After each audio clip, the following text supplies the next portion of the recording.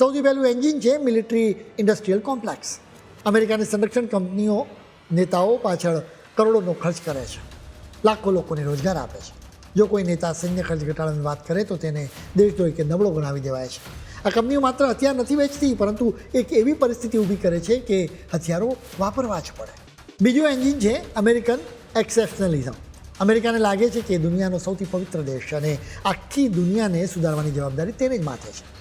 પછી ભલે રિપબ્લિકન હોય કે ડેમોક્રેટ, બંને પક્ષો યુદ્ધને માનવતા કે સુરક્ષાના નામે યોગ્ય ઠેરવે છે. આ અભિયાનમાં તેમને ડિપ્લોમેસી નબળાઈ લાગે છે. ત્રીજો અને મહત્ત્વનું એન્જિન છે પેટ્રો ડોલર સિસ્ટમ. 1974થી દુનિયામાં ક્રૂડ ઓઇલનો વેપાર અમેરિકન ડોલરમાં થાય છે. જો ક્રૂડ ઓઇલનું ઉત્પાદન કરનારા દેશો પર અમેરિકાનો કાબુ ન રહે તો ડોલરની કિંમત ઘટી જાય.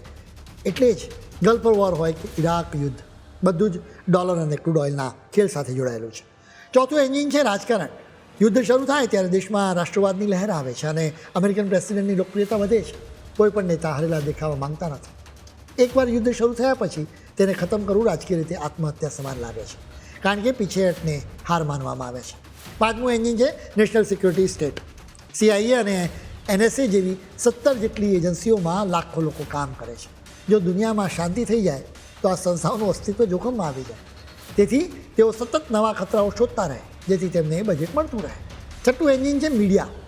અમેરિકન મીડિયા યુદ્ધને કોઈ મોટા ખેલ કે ફિલ્મી દ્રશ્યોની જેમ રજૂ કરે છે. ઇરાક યુદ્ધ વખતે TV પર નિવૃત્ત જનરલોને નિષ્ણાત તરીકે બોલાવાયા હતા, જેઓ પોતે હથિયાર બનાવતી કંપનીઓના બોર્ડમાં હતા. જનતાને યુદ્ધ માટે તૈયાર કરવામાં મીડિયાએ મોટી ભૂમિકા ભજવી.